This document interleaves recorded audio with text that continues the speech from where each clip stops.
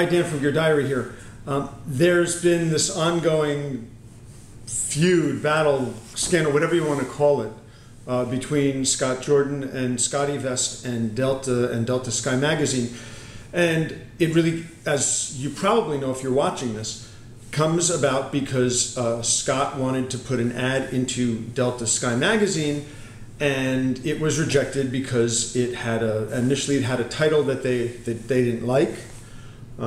Beat the system, they didn't like that. He offered to change that, but they then objected to the use of talking about carry-on baggage fees things. And since then, it seemed, as somebody who's been looking from the outside, but also getting some access to some of the emails and other documents that Scott has, that the approach that's been taken by the people who are trying to discredit him is to take every possibility that's out there and throw it on the wall and see what'll stick.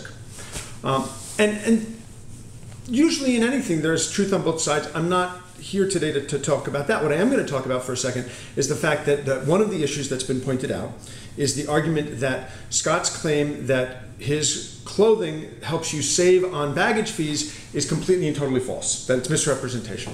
And the reason that they say is we don't charge for carry-on baggage. Well, that's true. That's true. Here's the point that Scott makes, and I think he's got a good point here.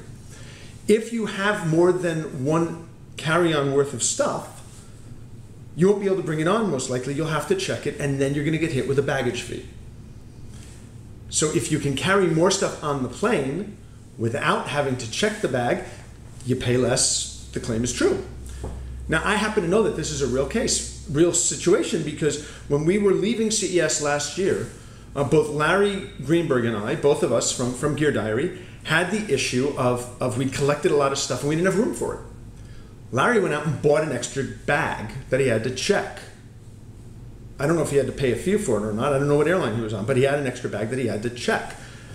I was actually going to another destination for a week's vacation, so I didn't want to do that. So I actually left some of the stuff that I had or gave it away to others before I left. But think about it for a second. If what I normally keep in my carry-on, I could have in my clothing on my jacket, then I wouldn't have to have another bag. I could take all of the stuff that I had at CES that I wanted to bring. I could put that in the carry-on because I've already got my carry-on items on me. So I decided to figure out what I normally would take for a couple of day trip in my carry-on and see if I could handle it, see if I could do it. So let's see what we've got.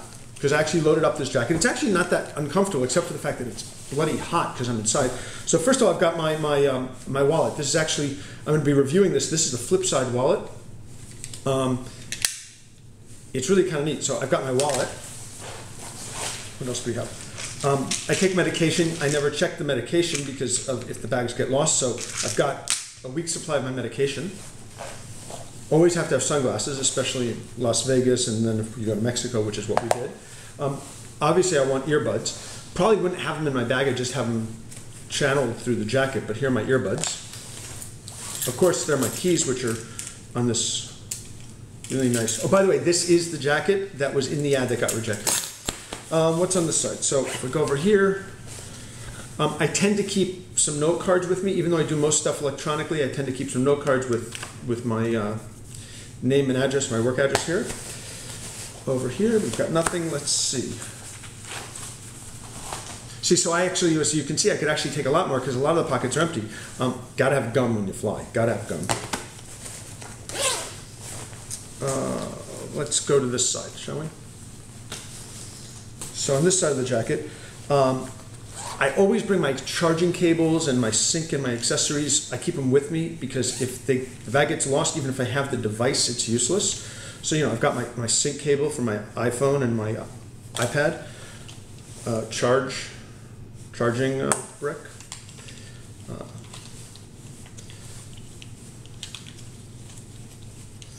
The 12 South stand, love this stand. I bought one, my father-in-law liked it, I bought another one immediately for him. Love this stand. Awesome way to hold the iPad. Kind of don't need it, but I like to have it with me. I've got my two adapters for the iPad.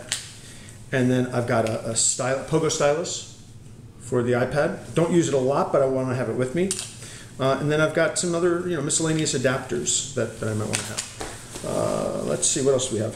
A pen. I don't do a lot of writing with pens, but gotta have a pen with me.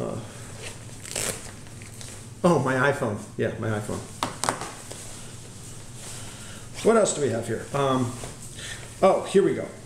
One of the things I do use a lot if I'm going to be writing is my LiveScribe. This is the Echo that I reviewed on the site, the LiveScribe pen, and I've taken to carrying one of the small LiveScribe pads of paper because I don't really use the paper once I do the initial writing, because I then write it and then I come home, plug it into my computer, and recreate the page on the computer. So I use the little one, so there's that. Over on this side, let's see.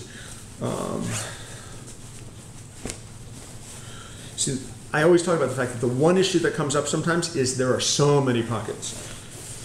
I've got my iPad right in the jacket with the hard candy case that I just reviewed on Gear Diary. And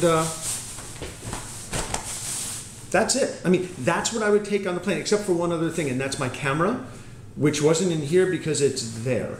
So, if we take a look at all the stuff that I was carrying, it's quite